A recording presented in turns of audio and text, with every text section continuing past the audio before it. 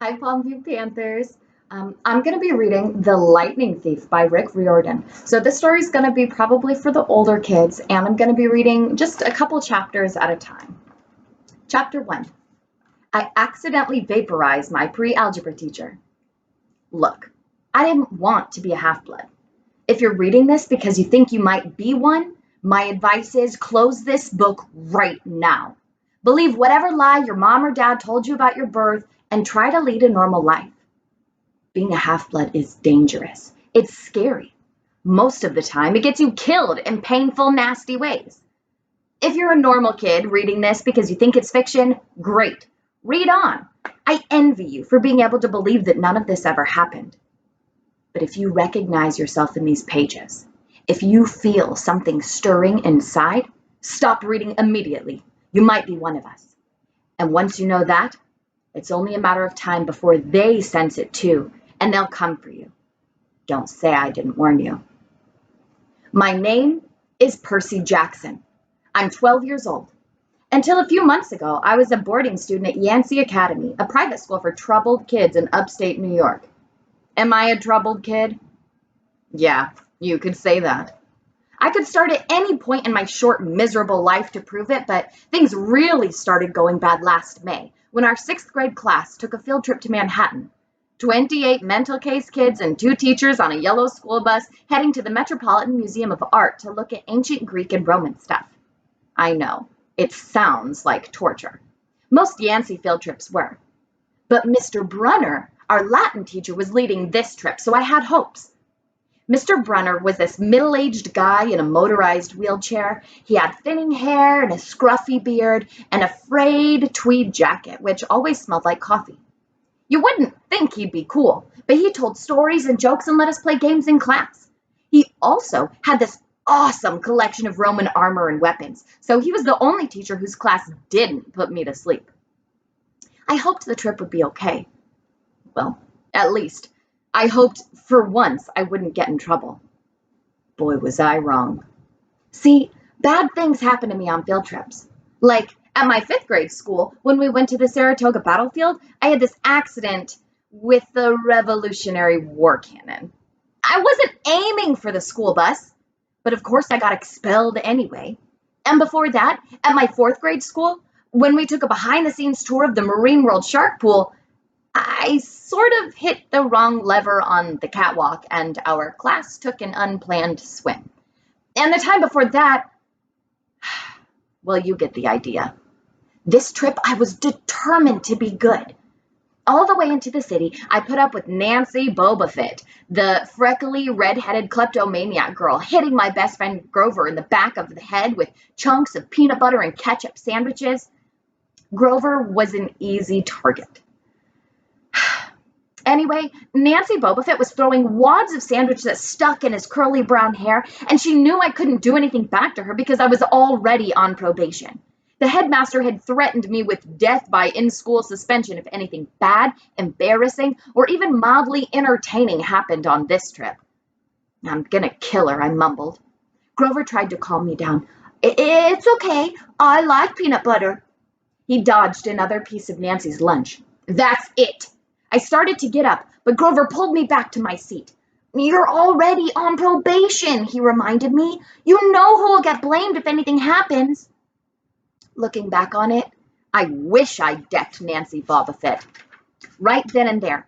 In-school suspension would have been nothing compared to the mess I was going to get myself into. Mr. Brunner led the museum tour.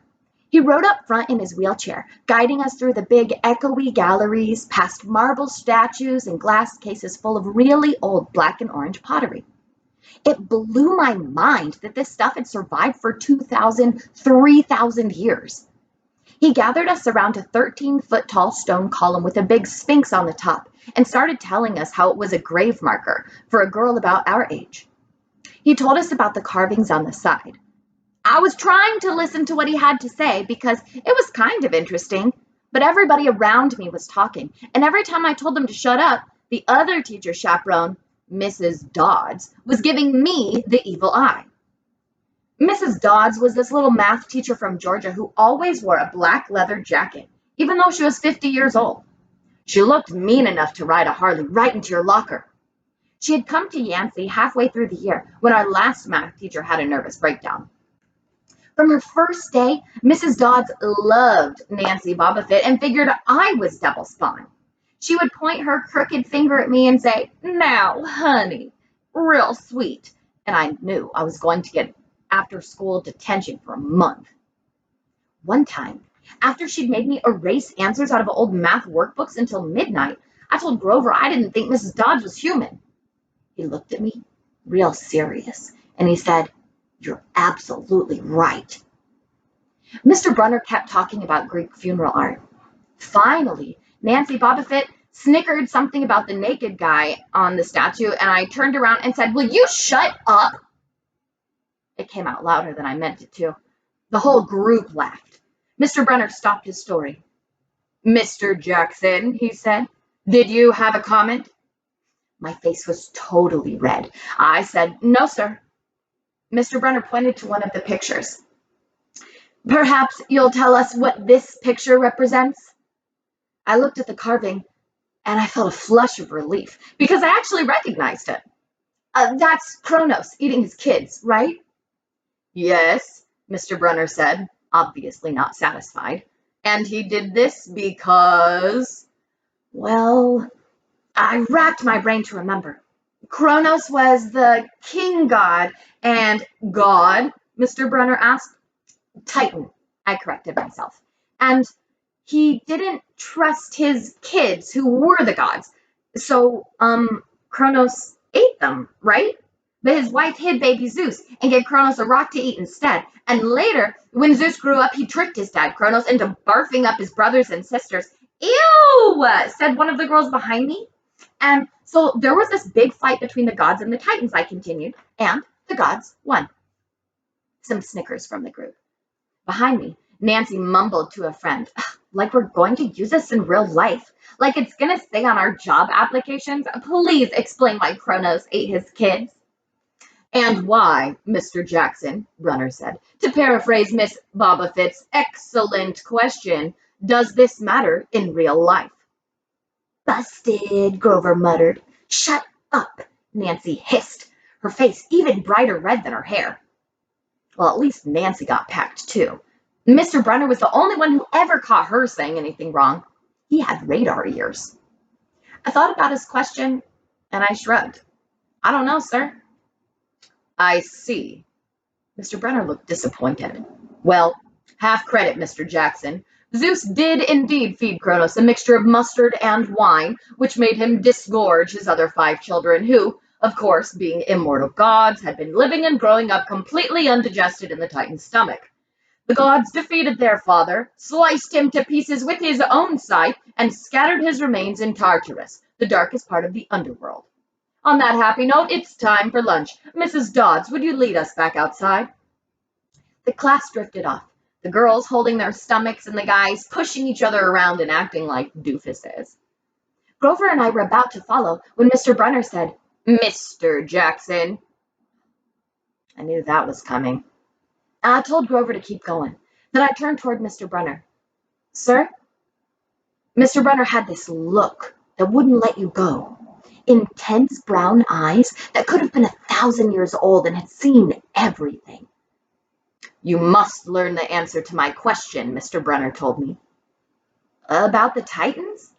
"About real life, and how your studies apply to it." "Oh." "What you learn from me," he said, "is vitally important. I expect you to treat it as such. I will accept only the best from you, Percy Jackson." Oh, I wanted to get angry. This guy pushed me so hard. I mean, sure, it was kind of cool on tournament days when he dressed up in a suit of Roman armor and shouted, "What ho!" and challenged us, sword point against chalk, to run to the board and name every Greek and Roman person who had ever lived and their mother and what god they worshipped. But Mr. Brunner expected me to be as good as everybody else, despite the fact that I had dyslexia and attention deficit disorder, and I had never made above a C- in my life. Oh, no, he didn't expect me to be as good. He expected me to be better.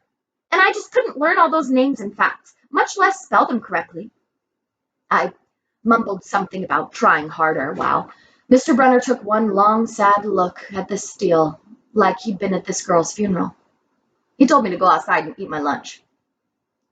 The class gathered on the front steps of the museum, where we could watch the foot traffic along Fifth Avenue.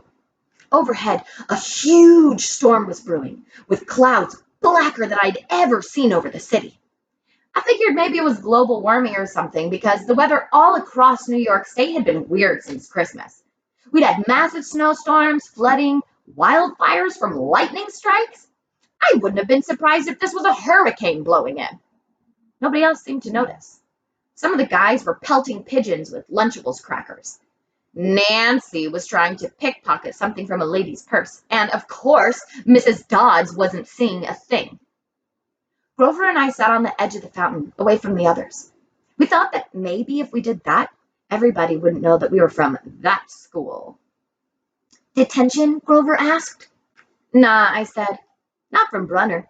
I just wish he'd lay off me sometimes. I mean, I'm not a genius. Grover didn't say anything for a while.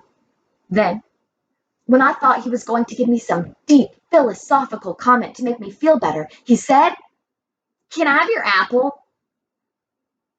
I didn't have much of an appetite, so I let him take it. I watched the stream of cabs going down Fifth Avenue and thought about my mom's apartment, only a little ways uptown from where we sat. I hadn't seen her since Christmas. I wanted so bad to jump in a taxi and head home. She'd hug me and be glad to see me, but she'd be disappointed too. She'd send me right back to Yancy, remind me that I had to try harder, even if this was my 6th school in 6 years and I was probably going to get kicked out again. I wouldn't be able to stand that sad look she'd give me. Mr. Brunner parked his wheelchair at the base of the handicapped ramp. He ate celery while he read a paperback novel. A red umbrella stuck up from the back of his chair, making it look like a motorized cafe table.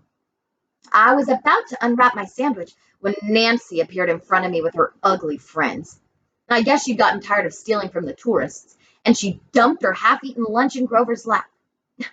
Oops, she grinned at me. Her freckles were orange, as if somebody had spray-painted her face with liquid Cheetos. I tried to stay cool. The school counselor had told me a million times, "Count to 10, get control of your temper." But I was so mad my mind went blank. A wave roared in my ears. I don't remember touching her, but the next thing I knew, Nancy was sitting on her butt in the fountain, screaming, "Percy pushed me!" Mrs. Dodds materialized next to us. Some of the kids were whispering, "Did you see? The water, like it grabbed her." I didn't know what they were talking about. All I knew was that I was in trouble again. As soon as Mrs. Dodds was sure poor little Nancy was okay, promising to get her a new shirt at the museum gift shop, etc., Mrs. Dodds turned on me. There was triumphant fire in her eyes, as if I'd done something she'd been waiting for all semester. "Now, honey," I know I grumbled, a month erasing workbooks. That wasn't the right thing to say. "Come with me," Mrs. Dodds said. "Wait," Grover yelped. "It was me. I pushed her." I stared at him, stunned. I couldn't believe he was trying to cover for me. Mrs. Dodds scared Grover to death. She glared at him so hard, his little chin trembled. "I don't think so, Mr. Underwood," she said. "But you will stay here." Grover looked at me desperately. "It's okay, ma'am," I told him. "Thanks for trying." "Honey," Mrs. Dodds barked at me. "Now." Nancy Bobofit smirked. I gave her my deluxe "I'll kill you later" stare. Then I turned to face Mrs. Dodds. But she wasn't there.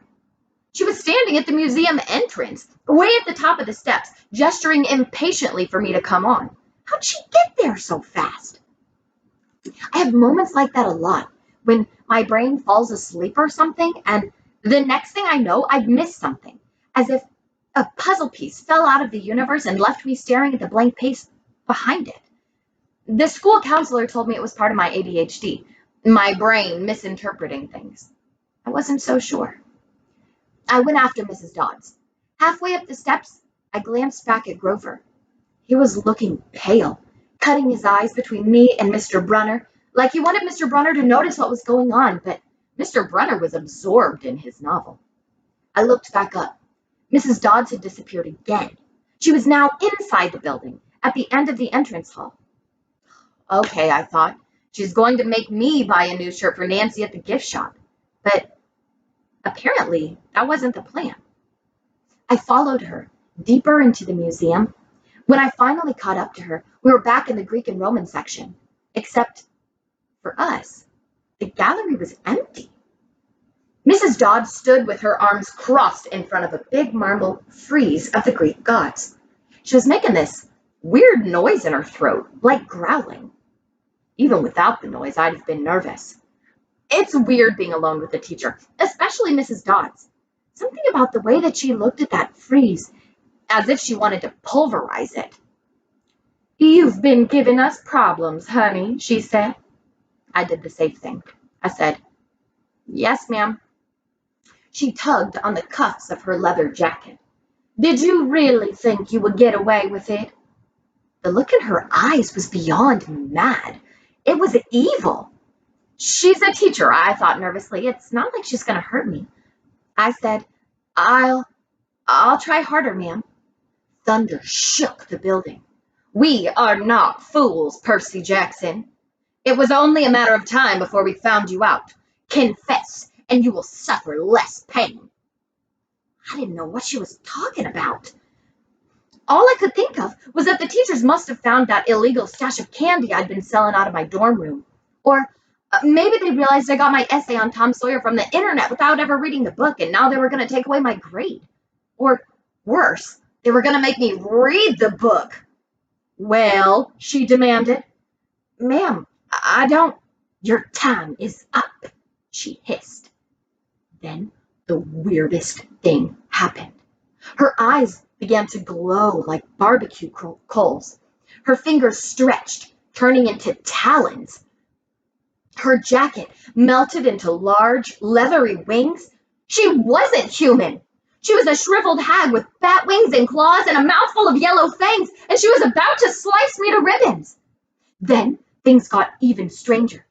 Mr. Brunner, who had been out in front of the museum a minute before, wheeled his chair into the doorway of the gallery holding a pen in his hand.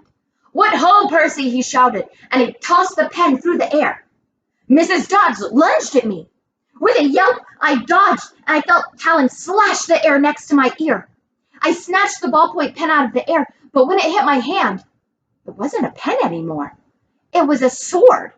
Mr. Brunner's bronze sword, which he always used on tournament day. Mrs. Dodds spun toward me with a murderous look in her eyes.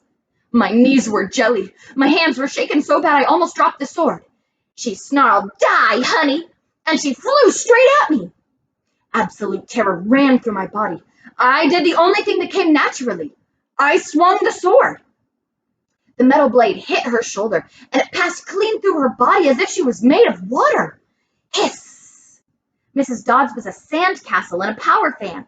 She exploded into yellow powder, vaporized on the spot, leaving nothing but the smell of sulfur, and a dying screech and a chill of evil in the air, as if those two glowing red eyes were still watching me. I was alone. There was a ballpoint pen in my hand. Mr. Brunner wasn't there. Nobody was there but me. My hands were still trembling. My lunch must have been contaminated with magic mushrooms or something. Had I imagined the whole thing? I went back outside. It had started to rain. Grover was sitting by the fountain, a museum map tented over his head. Nancy Bobofit was still standing there, soaked from her swim in the fountain, grumbling to her ugly friends. When she saw me, she said, "I hope Mrs. Kerr whipped your butt." I said, "Who?" "Our teacher, duh." I blinked. We had no teacher named Mrs. Kerr.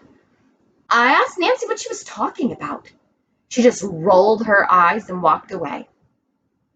I asked Grover where Mrs. Dodds was. He said, Who?" But he paused first, and he wouldn't look at me, so I thought he was messing with me. "Not funny, man," I told him. "This is serious." Thunder boomed overhead. I saw Mr. Brunner sitting under his red umbrella, reading his book. as if he had never moved. I went over to him. He looked up a little distracted. That would be my pen. Please bring your own writing utensil in the future, Mr. Jackson. I handed Mr. Brunner his pen. I hadn't even realized I was still holding it. Sir, I said, where's Mrs. Dodds? He stared at me blankly. Who? The other chaperone, Mrs. Dodds, the pre-algebra teacher. He frowned and he sat forward, looking mildly concerned. Percy, there is no Mrs. Dodds on this trip. As far as I know, there has never been a Mrs. Dodds at Yancy Academy. Are you feeling all right? And that is it for the first chapter of The Lightning Thief. Hope you enjoyed it, and wait back. The second one will be coming out soon.